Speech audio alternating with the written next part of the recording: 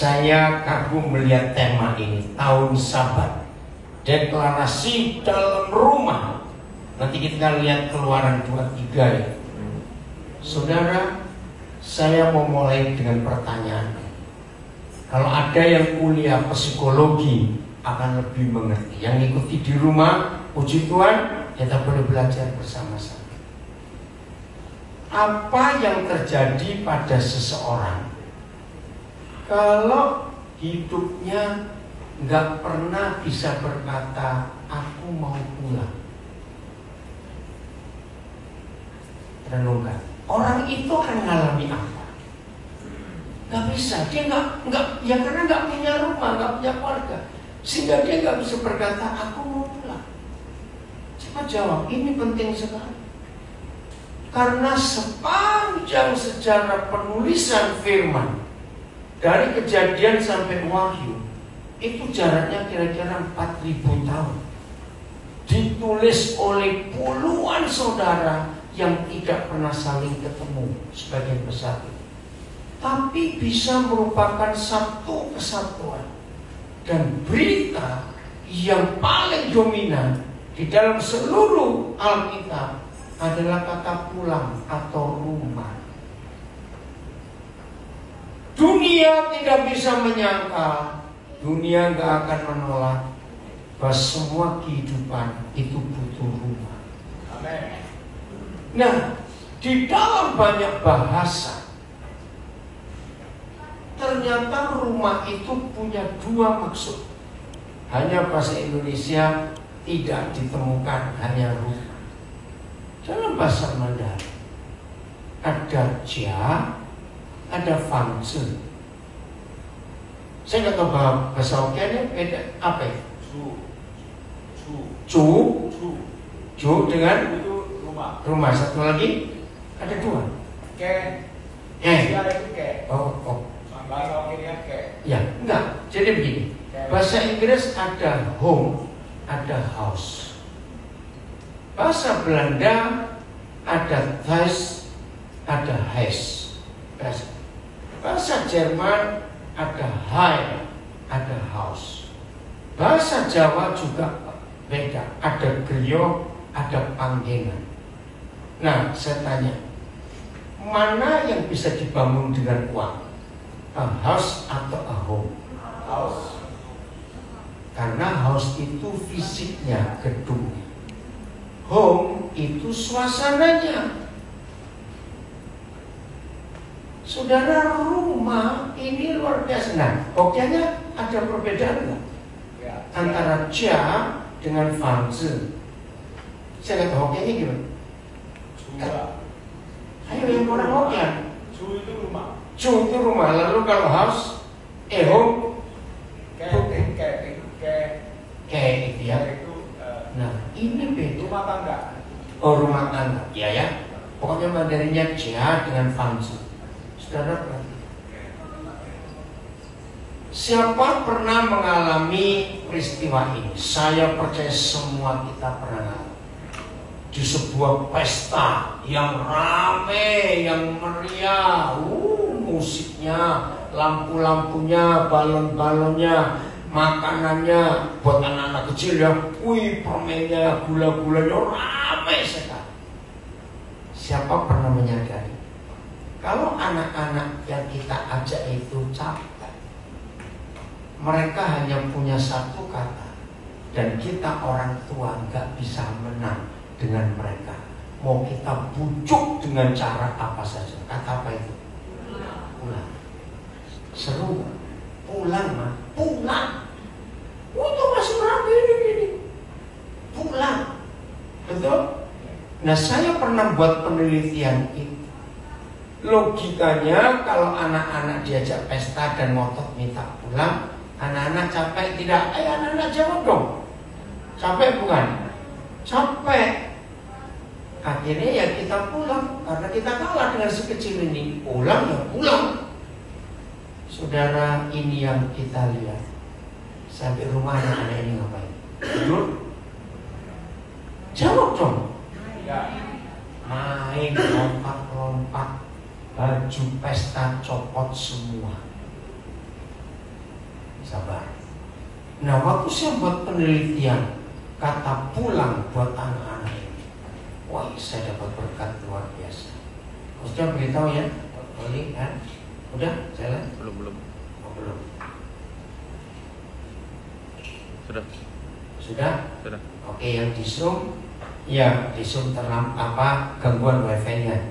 Nah, jadi ketika anak-anak bilang pulang, itu betul-betul harus pulang.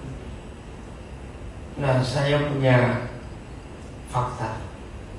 Papa Mama, tolong ya, mulai hari ini jangan siksa anak-anak untuk dipaksa pakai pakaian pesta.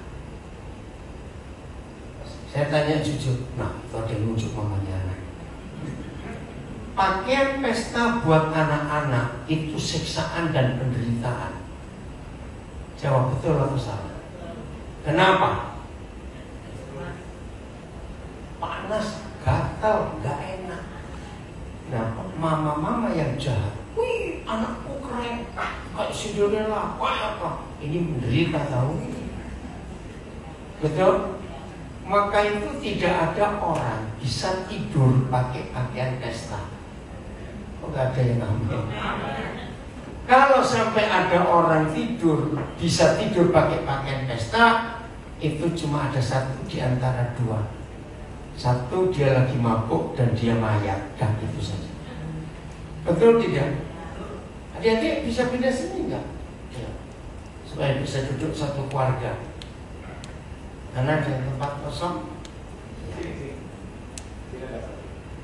Oke, saya lanjutkan. Jadi pakaian pesta itu gak cocok untuk anak-anak karena mereka gak suka. Setuju ya?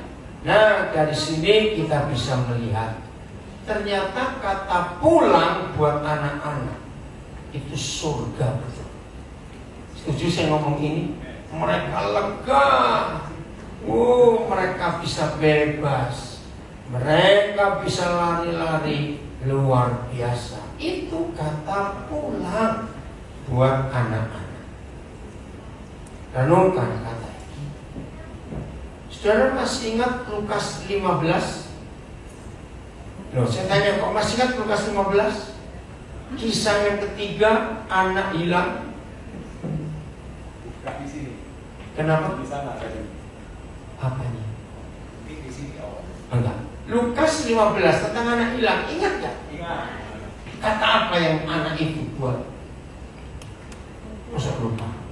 Ketika dia masih di kandang babi itu, aku mau pulang.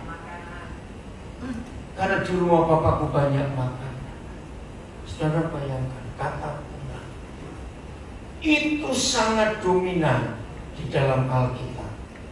Nah, kalau orang berkata pulang, harus ada rumah. Betul tidak? Ya. Harus ada rumah.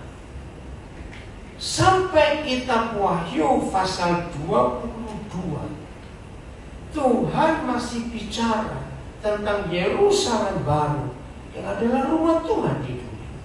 Jadi saya mau baca ini luar biasa. Ini tahun Yahudi, memangnya tahun Ibrani. Nah, satu-satunya bangsa di dunia yang mencapai angka tahun 5.700 lebih itu hanya Yahudi. Setelah itu Tiongkok tahun 2000 berapa? 500 sekian Tiongkok. Saya ingat Imlek bulan Februari lalu. Jadi ada dua bangsa ini di dunia yang angka tahunnya ribuan. Dan paling tua yang Ibrani 5.782. Ada P itu seperti mulut dan itu bait rumah. Nah, sampai di sini saya tanya lagi. Tadi sudah belum jawab. Apa yang terjadi pada seseorang kalau selama hidup dia nggak pernah bisa berkata aku mau pulang? Pemusik juga boleh jawab. Apa yang terjadi dengan orang itu? Dia seumur hidup nggak pernah bisa berkata aku pulang. Ya memang gak ada rumahnya. Kenapa? Ayo jawab yang lain. Kenapa? Gelandangan. Betul. Saudara bisa bayangkan. Maka itu yang setan benci adalah rumah ini. Karena begitu rumah itu dirusak. Dan kalau bicara rumah yang dirusak itu pasti bicara rumah tangga. Itu target setan. Setiap kerusakan rumah tangga, yang menderita pasti anak-anak. Karena yang sudah gede-gede, sudah tua-tua begini, ya bisa cari jalan sendiri-sendiri. Tapi anak-anak itu menderita. Buat anak-anak a home, ya, buat anak-anak a home itu gak harus mewah. Justru gara-gara ini saudara saya membuat penelitian, hasilnya mengagetkan. Lalu apa buat anak-anak a home itu? Suasana dan asal ada papa mama, buat mereka cukup. Itu dahsyat sekali. Saya pernah membuat riset dan kebetulan, maaf saya kata, ada saudara saya kaya raya, rumahnya gede sekali, bayangkan anak cuma 3, kamarnya 9, ada kolam renang, ada ruangan khusus untuk musik, ada ruangan khusus untuk nonton bioskop, ada ruangan main, ruangan belajar. Suatu hari bangkrut, rumah itu harus dijual. Nah, pas mereka lagi kesusahan, saya ada di situ bersama istri saya. Yang membuat kaget, ketika minggu depan mereka harus pindah dari rumah yang mewah ke apartemen yang cuma 3 kamar. Bayangkan dari rumah 9 kamar, ada kolam renang, ada ruang-ruangan, tinggal 3 kamar. Mereka nggak cuma bingung naruh barang-barangnya bagaimana. Tiba-tiba papa itu berkata, jadi minggu depan kita harus pindah ke apartemen. Nah, sebelum saya lanjutkan, saya tanya lagi kepada saudara. Saya percaya semua kita yang punya anak pasti ngerti. Ini kisahnya suatu malam, papa mama lagi duduk bersama anak-anak yang masih kecil-kecil. Anak-anak di bawah umur 10 tahun, belum belasan. Dengar ya. Dan papa mama ngomong gini, anak-anak, papa mama gak punya uang, besok gak tahu kita mau makan apa. Saya tanya, apa reaksi anak-anak? Ini kan gak punya anak sih. Apa reaksi anak-anak? Besok papa mama gak punya uang, besok gak tahu mau makan apa. Apa reaksi anak-anak? Apa gak dengar? Apa? Gak dengar? Iya. Jangan harap mereka nangis. Oh ya gak punya uang. Enggak. Percayalah, mereka cuek dan masih lompat-lompat. Loh, betul tidak? Apa ini anak-anak kurang ajar? Tidak. Lalu kenapa mereka enggak hiraukan apa yang papa mama bilang? Enggak jawab. Di sini imannya anak-anak. Asal ada papa. Anak-anak itu enggak pernah khawatir. Di benak anak-anak mereka langsung berkata, besok kan ada lagi mama papa kita. Itu yang saya teliti dan hasilnya luar biasa. Kembali ke anak ini. Jadi ini ada Om, Tante Daniel, kita mau berdoa bersama-sama. Bagaimana pendapat kalian? Mereka sampai baik. Anak nomor 2 jawab, gak apa-apa, rumah kecil, asal ada papa mama. Saya nangis. Itu anak-anak dengan rumah. Maka itu deklarasi di dalam rumah. Rumah itu segala-galanya. Kita buka Keluaran 25 ayat 8. Lihat ini, Keluaran 25 ayat 8. Ini permintaan Yahweh Tuhan. Ayo baca sama-sama. 1, 2, 3. dan Musa, mereka harus membuat tempat kudus bagiku, supaya aku akan diam di tengah-tengah mereka. Kalau saudara punya bahasa Inggris, bahasa Mandarin, bahasa asing yang lain, jelas. My holy place, rumah yang kudus. Supaya siapa? Tuhan. Ngapain? Diam di tengah-tengah mereka. Jadi Tuhan aja minta dibuatkan rumah di dunia supaya dia bisa tinggal dengan kita. Saya lengkapi dengan Wahyu 21 ayat 3. Silakan juga cari. Ada kalian Budi dengan Andrew? Ada bahasa Inggris NLT nggak? New Living Translation. Oke, Bapak kan baca bahasa Indonesia itu. Lalu aku mendengar suara yang nyaring dari takhta itu berkata, wih, ini deklarasi, ini proklamasi, ini jeritan kemenangan. Lihatlah, seluruh alam semesta mendengar jeritan Tuhan ini. Lihatlah, kemah Tuhan. Ini baik. Ada di tengah-tengah manusia, dan iya, Tuhan akan apa? Diam bersama-sama dengan mereka, dan mereka akan menjadi umatnya, dan iya, Tuhan akan menjadi Tuhan. Nah, dua ayat ini kita gabung, Keluaran 25 ayat 8 dan Wahyu 21 ayat 3. Begini kesimpulannya. Ternyata Tuhan itu nggak betah dan nggak kerasan di surga sendirian. Kok nggak ada yang tahu? Karena dia nggak betah dan nggak kerasan, maka dia pindah kemana? Loh, sudah dibaca dua ayat. Pindah kemana? Ke Pekanbaru. Amin. Pindah ke dunia, betul?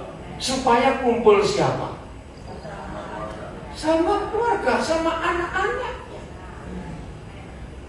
Tadi malam kami berkunjung ke rumah satu keluarga. Terus saya lihat, jadi kalian tinggal berdua? Iya. Anak-anak saya di Jakarta semua.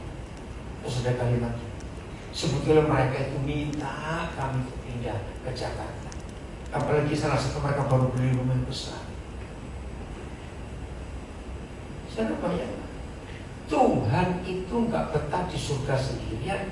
Dia ingin ikut ramai bersama kita di dunia. Amen. Ada NLT, Andrew? Nah, lihat ini bahasa Inggrisnya New Living Translation. Jelas sekali apa yang dia rindukan. Oke.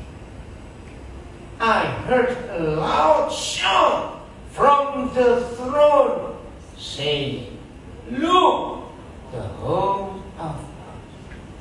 Apa itu the home of God? Rumah Tuhan is now, sekarang, among his people, di antara umatnya. He will live with them. Dia akan hidup tinggal bersama umatnya. Dan they will be his people. Mereka akan menjadi umat Tuhan. God himself, Tuhan sendiri, tidak diwakilkan, will be with them.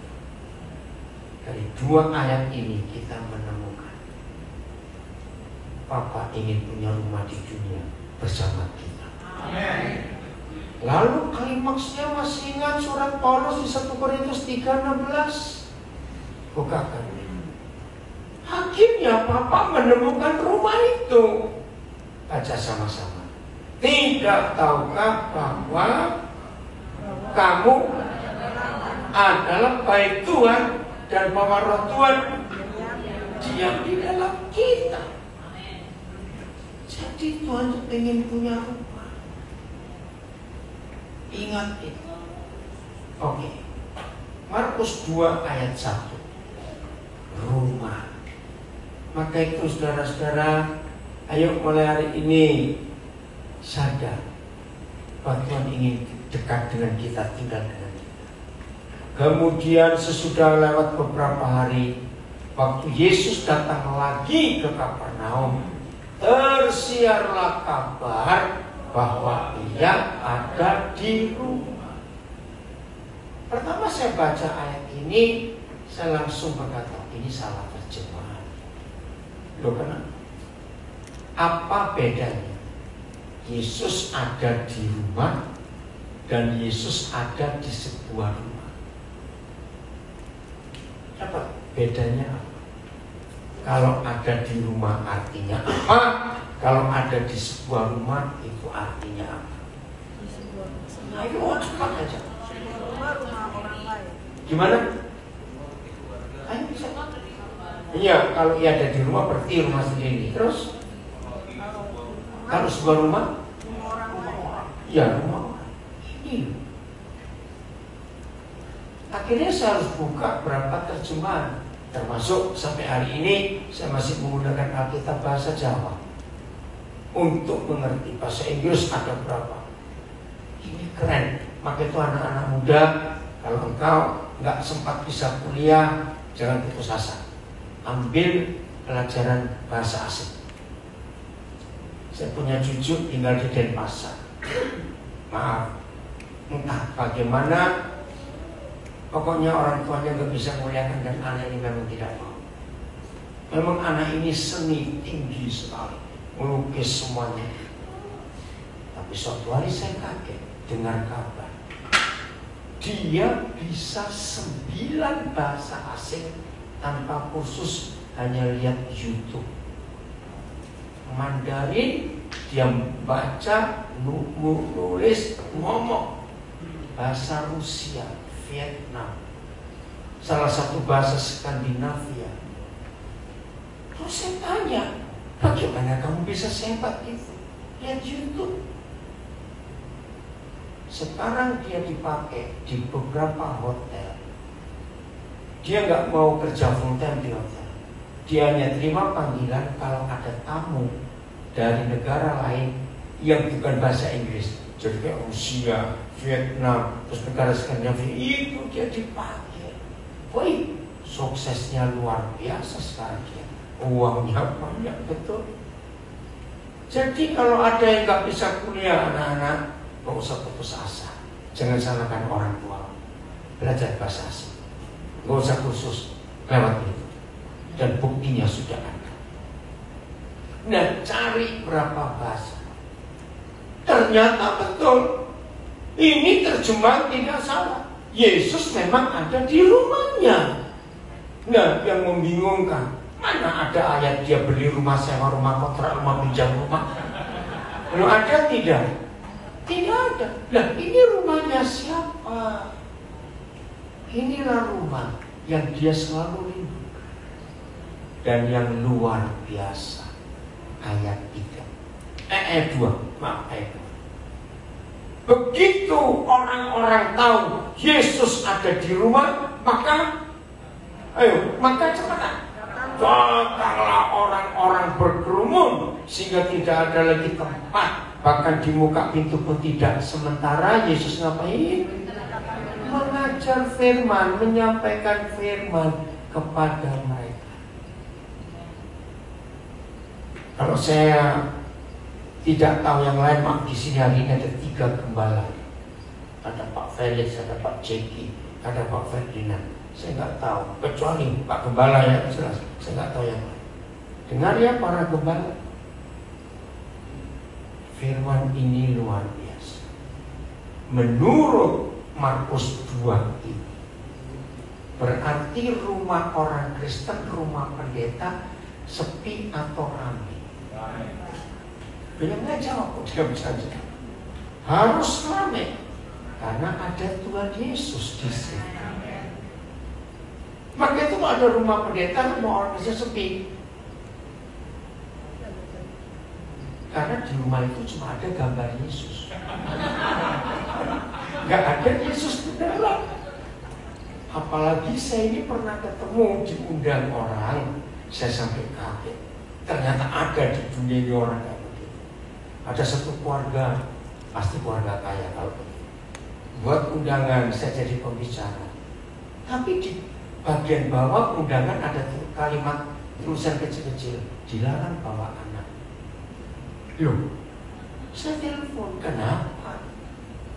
Nah, saya bilang salah. Oh, berarti rumah itu banyak barang antik yang mahal-mahal. Maka kalau bawa anak-anak ribut, bisa pecah. Saudara, kalau ada Yesus di rumah kita, rumah itu pasti ramai. Amin. Cek ya rumahmu sepi. Se-COVID-nya COVID, yang rumah kami di Nabire gak pernah sepi juga. Karena ada Yesus.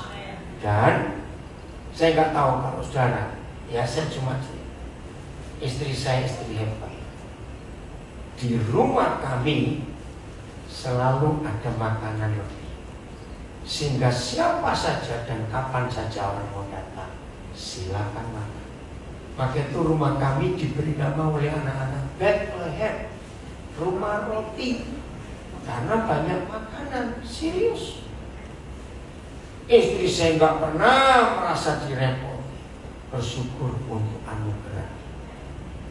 Nah, ini yang warga pelit pasti nggak suka. Maaf, betul, warga pelit dulu.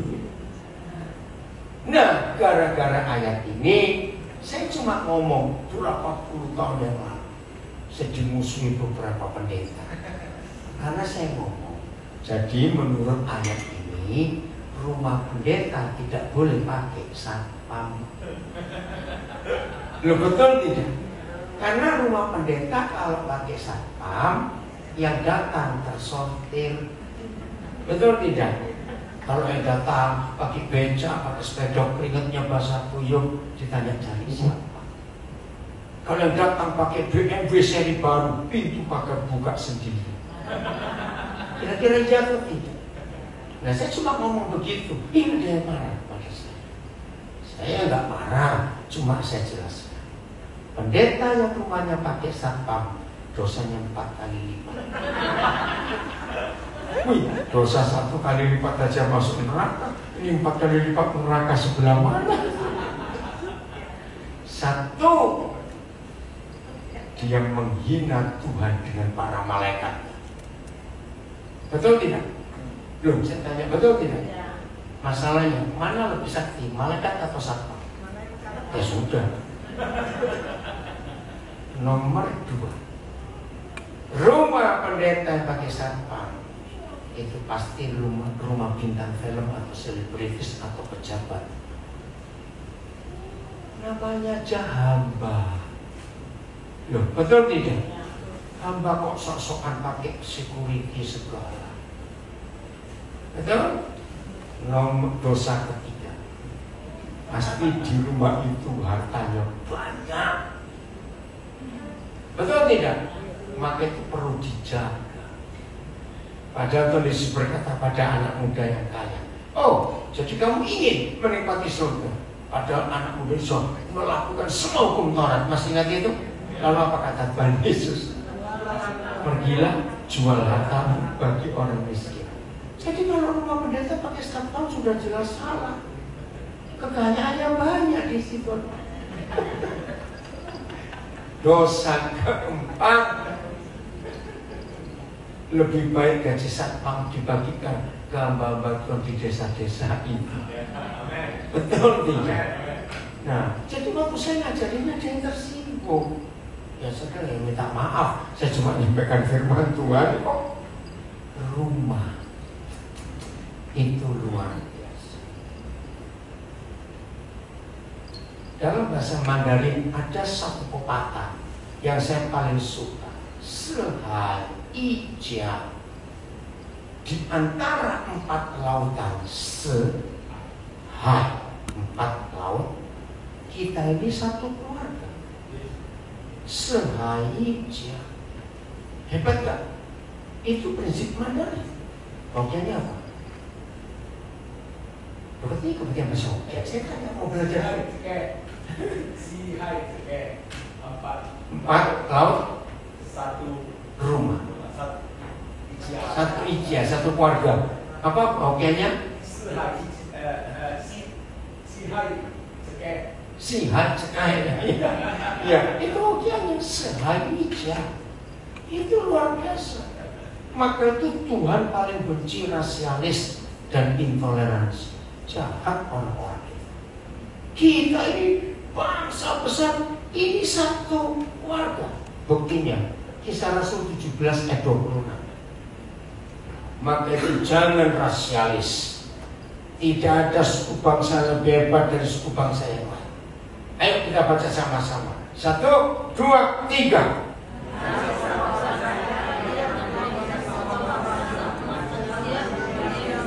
Dan ia telah, nah ini hebat, dari satu orang saja. Siapa itu? Adam. Tuhan telah apa? Menjadikan semua bangsa dan umat manusia untuk mendiami di seluruh muka bumi. Jadi kita bukan orang lain.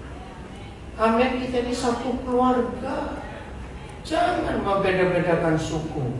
Jahat di mata Tuhan. Apalagi ketika Roh Kudus membukakan rahasia ayat ini.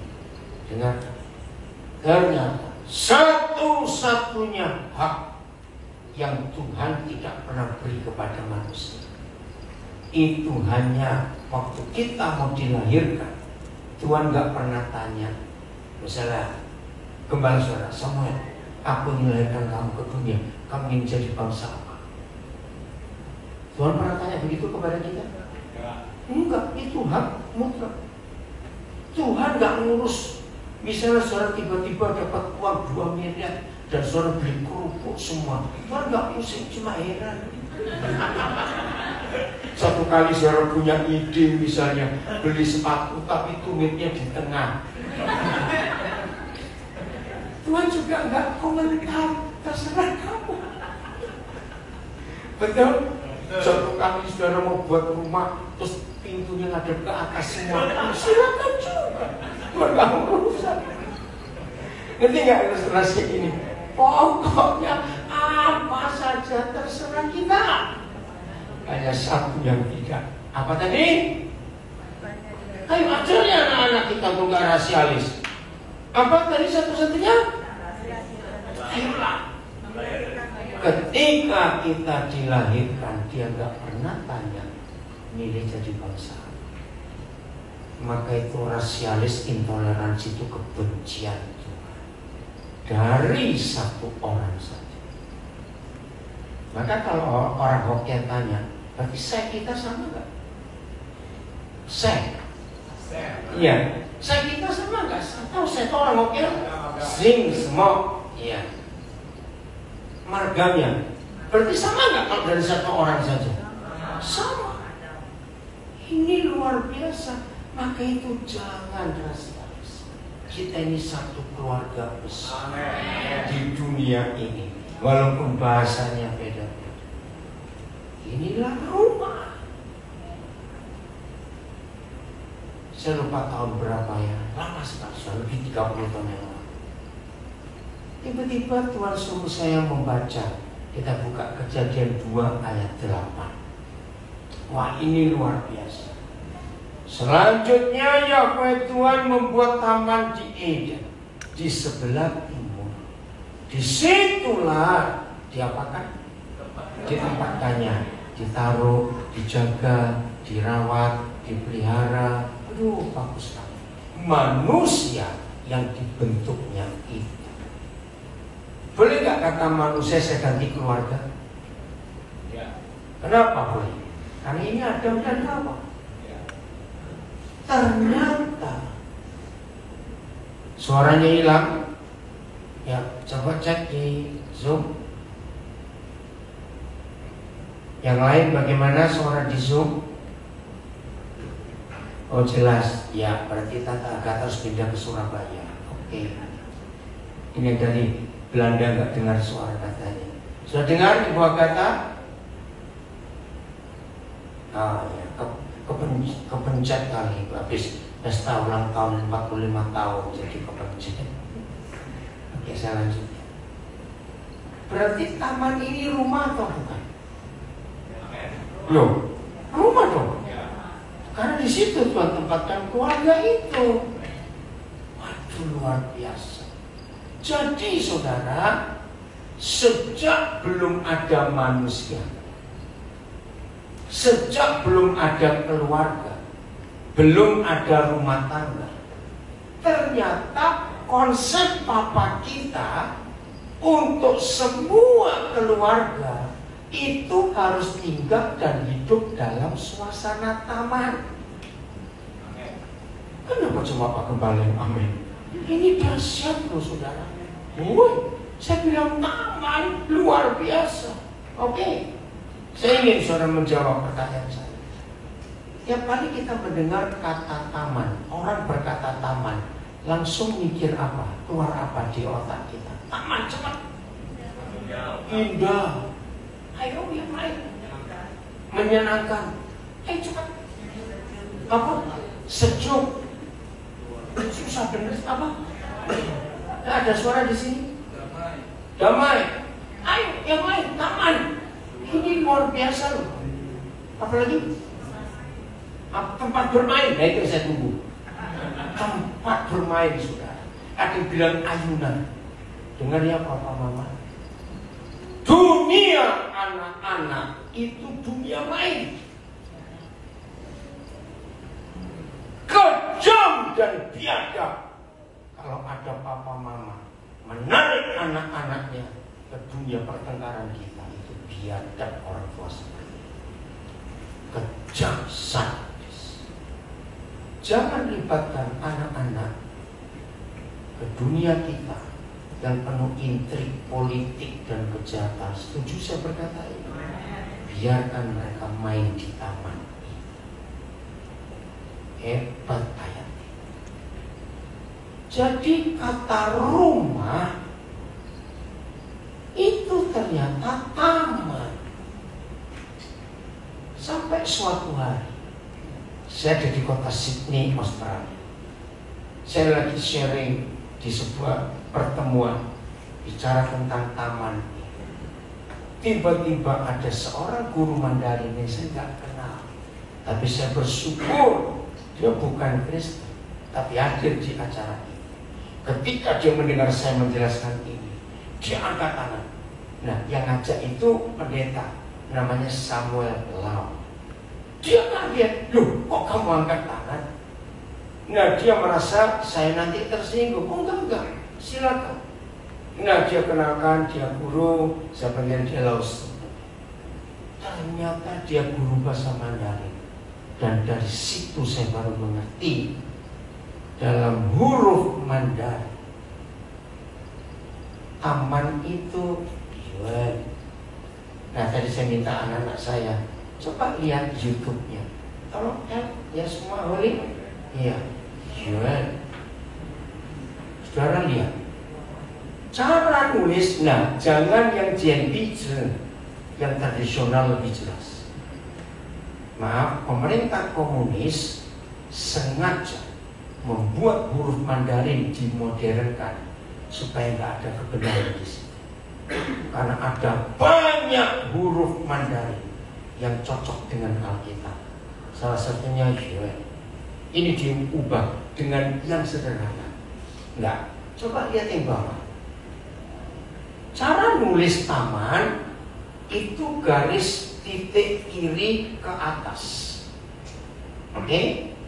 Lalu ya kira-kira saja ditarik ke kanan. Nah, setelah sampai sekian diturunkan ke bawah. Jadi ada 3 garis yang menyatu. Tidak boleh ditutup sebelum diisi bagian dalam. Nah, ini saya lupa. Tolong yang bisa Mandarin, mana mulut dulu atau tanah dulu? Yang pertama, mulut atau tanah? Ada 2 huruf itu. Ayo, saya tanya ini mana ya? Mana mulut dulu atau tanah dulu? Ayo, tolong. Ini rahasia hebat. Tanah dulu atau mulut dulu? Tanah. Hebat. Kenapa orang-orang Tiongkok nenek moyang kita menulis tanah? ada 3 macam hal tanah. Satu, bukankah kita dibuat dari tanah? Hal kedua, tanah itu untuk hidup, bercocok tanam. Yang ketiga, tanah ini ada kehidupan. Setelah tanah, baru ada mulut. Arti mulut ada 2 di sini. Satu untuk makan, supaya hidup. 2 untuk komunikasi. Nah, setelah tanah dan mulut, lihat ada 2 orang, Ren. Tapi satu besar, satu kecil. Hebat nenek moyang orang Tiongkok. Kenapa Ren ada 2 tapi besar kecil? Satu suami, satu istri. Setelah taman itu dengan 3 garis diisi tanah, mulut, dan 2 orang, baru dari garis kanan bawah titik ditarik ke kiri, maka tertutuplah rumah keluarga ini. Amin. Hebat sekali Tuhan kita. Maka Tuhan kita itu penuh bicara tentang rumah. Betul Ibu. Ibu ini siapa namanya? Jadi mulut tanah ya, tanah mulut baru 2 orang. Hebat sekali. Nah, ayo kita tanya. Kira-kira akhir-akhir ini suasana rumah tangga kita itu masih seperti suasana taman? Atau apa lawan katanya taman? Hutan. Hutan masih lebih enak, ada lebih parah dari hutan. Ayo, apa lawan katanya taman? Belukar, padang gurun, gersang, tandus, ngeri. Cadang. Ini yang dibenci oleh setan. Setan gak pusing orang buat pesta nikah. Enggak. Buat setan itu menguntungkan. Tapi yang setan hancurkan, setelah pesta nikah itu mau ada apa? Betul atau tidak? Setelah pesta nikah itu mau ada apa? Saudara bayangkan, kalau anak-anak kita lahir dan bertumbuh dalam suasana taman, anak-anak kita jadi apa? Cepetan yuk. Anak-anak kita jadi apa? Enggak cuma bahagia. Ayo. Anak-anak kita jadi apa? Mana jawablah. Apa? Berhasil, senang. Enggak cuma berhasil, enggak cuma senang. Lebih daripada itu, bermain terus. Nah, siapa pernah mendengar sejarah taman kanak-kanak? Taman kanak-kanak itu sebetulnya tidak boleh diterjemahkan. Seluruh dunia di negara mana saja harus memakai kata Jerman, kindergarten. Karena penemunya anak pendeta dari kota Dresden, Jerman, itu awal abad 19. Nah, namanya Strobel. Dia membaca kisah Taman Eden ini. Jadi dia menemukan, maka itu Jerman itu negara pertama yang punya taman kanak-kanak. Hak patennya dari Jerman itu yang kaget dibeli oleh Jepang. Maka Jepang itu negara kedua setelah Jerman yang mempunyai kindergarten. Nah, Strobel melihat fakta ini. Ketika Tuhan ciptakan Taman Eden itu rumah. Di situ anak-anak belajar. Maka itu taman kanak-kanak disebut kelompok bermain. Memang untuk main-main, bukan untuk belajar. Nah, kalau hujan, ya nggak bisa belajar. Strobel mengambil ngajak anak-anak. Ayo, ini belajar matematika. Ayo, yang satu kumpulkan 10 pohon, 10 daun apel. Yang satu cepat kumpulkan 10 daun anggur. Terus ini daun apel lagi. Ada duduk. Sekarang 5 daun anggur dari milik temanmu diambil 2 oleh temanmu, dan yang punya daun pohon mangga ini diambil ini. Kamu mau kemana? Kenapa? Ambil air untuk Oh, ini aja air sini. Nggak usah. Ayo, ngapain jauh-jauh supaya nggak. Itu yang satu kok ikut keluar juga. Mau kemana? Oh ya, jangan lama-lama ya. Nah, saya kalau ngajar harus perhatikan orang keluar masalah mas. Nggak balik-balik untuk tadi sebelum balik tadinya. Dengar ya. Jadi belajar matematika dengan semua yang ada di Taman Eden. Dan Strobel juga mengajar jadi pupuk, mengenalkan buah-buahan, mengenalkan jenis-jenis binatang di taman itu. Jadi sekaligus belajar matematika, fisika, biologi, belajar macam-macam di taman itu. Maka itu kindergarten, kinder itu anak-anak, garten itu taman dalam bahasa Jerman. Tidak boleh diterjemahkan. Itu rumah. Jujur ya, saya nggak perlu tanya saudara, tapi dalam hati harus jawab. Apabila suasana rumah saudara akhir-akhir ini seperti padang gurun tandus gersang, makanan boleh mewah di rumah orang itu, rumahnya boleh mewah, harganya 30 miliar. Tetapi kalau itu hanya sebuah bangunan, tidak ada suasana yang hangat, hubungan papa mama nggak harmonis, hubungan kakak adik ribut terus, hubungan orang tua dengan anak-anak orang tua aja, maka rumah itu neraka, bukan surga. Betul atau salah? Perhatikan. Membuat aman itu mahal, mudah, susah atau gampang? Ya jawab coba. Susah, mahal. Puji Tuhan, Tuhan gak minta kita buat taman. Dia yang buat, kita suruh tinggali. Oh gak amin. Tapi harus dirawat. Nah, ini logika. Mengurus taman perlu banyak alat-alatnya. Jelas. Tapi puji Tuhan, Roh Kudus mengajar saya, mengurus Taman Eden hanya perlu satu alat. Tolong semua catat, termasuk yang belum menikah, supaya sore nanti kalau saudara-saudara menikah, ngerti rumahmu harus Taman Eden. Alat itu namanya, tolong catat, mengampuni. Apa nama alatnya untuk merawat taman kita? Mengampuni. Dengan ya papa mama. Bukankah alat pengampunan ini yang paling diincar oleh setan untuk dia curi dari keluarga kita? Jawab betul atau? Supaya apa? Begitu kita tidak saling mengampuni, detik berikut Taman Eden hancur.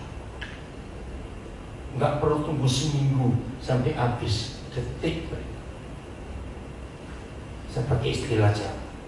Maka kalau Taman Eden kita nggak jaga dengan alat namanya mengampuni, maka jadi Taman Eden.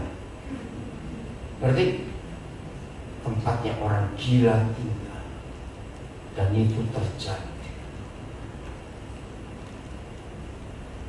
Pulang dari sini, jangan sibuk kemana-mana dulu. Bereskan taman kita. Amin. Harus. Kalau ada suami istri berkata ini, wah sudah telat Pak Pendeta, kami sudah ngurus surat cerai, nggak ada yang terlambat. Kalau hari ini sudah bertobat, saling mengampuni, maka taman itu langsung kembali lagi. Hanya mengampuni, nggak susah. Betul? Saya akan jelaskan supaya rumah ini tetap indah, menyenangkan. Apa yang menyebabkan seseorang itu sulit mengampuni? Ada dua alasan. Ya, saya akan uraikan. Alasan pertama, pasti yang satu merasa dosanya lebih kecil daripada yang satu dosanya lebih besar. Maaf ya saya sebut nama karena ini fakta. Ketika Ahok masih dalam penjara, Saya cukup dekat dengan adik mereka yang bungsu. Dan adik mereka itu pernah kena billing dengan kami di sana. Saya kaget karena suratnya Ahok viral. Terus saya kirim, betul nggak ini? Betul bang. Nah, saya pakai hukum ini. Ya, maaf saya sebut nama kalau sudah terjadi. Sampaikan pokok. Kalau betul sosokmu itu pernah berzina atau selingkuh, kita pakai hukum surga. Hukum surga tentang perzinahan itu hebat dan dahsyat. Masih ingat Yesus berkata, barang siapa melihat orang lain dan menginginkan terus, maka orang itu sudah berzina dengan yang dilihat di pikirannya. Wih, ini hukum luar biasa. Jadi buat surga berzina itu nggak perlu ketemu orangnya. Ini kan aneh. Berzina itu nggak perlu di tempat tidur. Berzina itu nggak perlu peluk cium dari jauh. Nah, ini saya. Sependeta-pendetanya seorang pendeta. Berarti pendeta apa? Jawab saya tanya. Sependeta-pendetanya seorang pendeta. Jadi pendeta apaan itu? Apa? Mak Jeruk. Oh, tahu ini. Ini pendeta hebat. Dengar, ini saya. Saya nggak bicara saudara. Saya tanya. Sependeta-pendetanya seorang pendeta, matanya masih bisa kurang ajar. Cepat jawab ini saya. Nah, saya bilang kepada dia, ada yang Vivi, sorry ya Vivi, sampaikan apa? Apakah selama dia hidup dia nggak pernah berzina, nggak pernah selingkuh? Saya nggak usah tanya Ahok, tanya saudara. Apakah di ruangan ini ada yang nggak pernah berzina? Loh, ditanya kok dia saja. Ada nggak di ruangan ini yang nggak pernah berzina? Nggak ada. Jangan sombong. Setuju? Maka itu di Matius 5 Tuhan Yesus benci kalau ada orang suka menghakimi orang lain. Karena periksa diri sendiri dulu. Inilah bajingannya manusia itu. Pinter kalau lihat salah orang lain, tapi nggak becus lihat salah diri sendiri. Betul tidak kalimat? Maka itu kita ini bajingan semua. Cuma bajingan keren, pakai dasi, pakai lipstick. Maaf saya ngomong. Lu betul tidak dari siapa kita? Nah, maka itu. Ini penyebab yang pertama mengapa suami istri sulit mengampuni, karena masing-masing membanding-bandingkan dosa siapa lebih kecil, dosa siapa lebih besar. Nah, di dalam Alkitab beda dengan kitab suci agama apa saja. Di semua agama di dunia ini, orang berbuat dosa itu diukur besar, berat, ringan, kecil, ya beda-beda. Dosa besar umpamanya nerakanya paling dalam. Dosa kecil api nerakanya seperti kolam renang untuk anak-anak. Enak saja. Buat Tuhan dosa itu dosa, nggak ada ukurannya. Ini bedanya dengan agama lain. Maka itu dianjurkan, kalau berbuat dosa jangan tanggung-tanggung. Masuk neraka sama jalannya goblok. Kenapa? Semua ngomong apa? Saudara serius. Contoh gini ya, mencuri 5.000 rupiah dengan korupsi 5 miliar rupiah, dosanya nerakanya sama dalamnya. Kan rugi cuma 5.000. Yang gede aja, masa-masa masuk neraka. Kita tidak berzina, tapi suka lihat situs porno, sama nerakanya sama. Ya lanjutin aja, ngapain cuma nonton? Maaf ya, ini loh Tuhan. Maka itu kalau suami istri suka ribut, hanya sombong, enggak. Contoh aja bulan ini, aku cuma 2 kali salah, kamu 11 kali. Kok sempat-sempatnya ngitungi salahnya orang? Jahat. Jangan begitu. Setuju? Jadi buat Tuhan dosa itu dosa. Mungkin begini, saya cuma mau.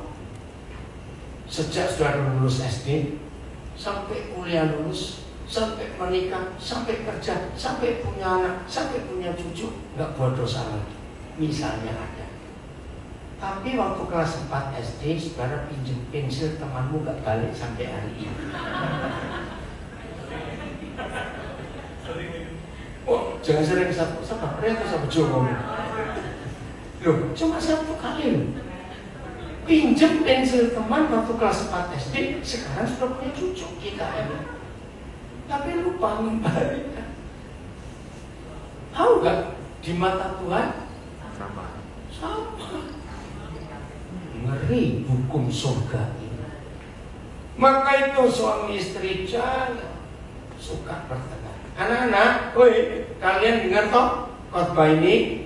Nah, mulai hari ini dan selanjutnya kalau dengar papa mama ribut, katakan, Ma, ingat khotbah hari ini muter 10.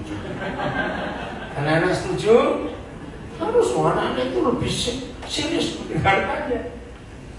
Jadi harus saling mengampuni. Alasan kedua tidak bisa mengampuni. Sederhana juga, tapi ini jalan. Saya tanya, adakah manusia nggak pernah berbuat salah?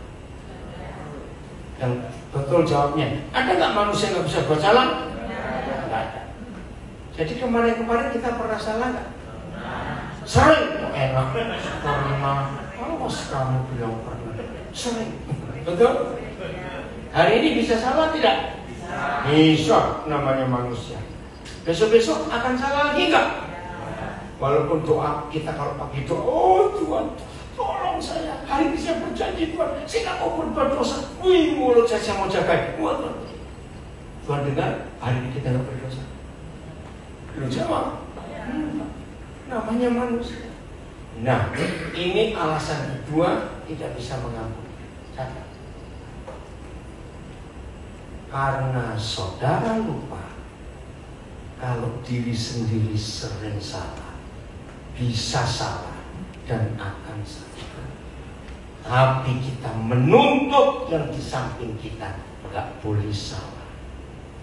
Beri saya satu pilihan dari 2 kata yang saya temukan. Ini orang kejam atau biadab? Lo coba jawab. Ini kejam atau biadab? Biadab. Cari di Kamus Besar Bahasa Indonesia. Biadab itu definisinya keren. Bajingan tingkat tinggi. Nah, saya tanya, kira-kira di sini ada orang biadab? Saya tanya. Aduh, Bapak. Kita sambil tertawa. Tapi ini keuntungan setan dalam keluarga kita.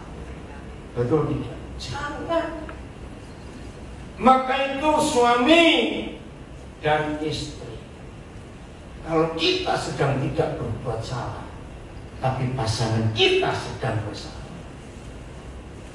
biadab kalau kita nuntut. Kenapa kamu salah? Kenapa gak lihat diri sendiri?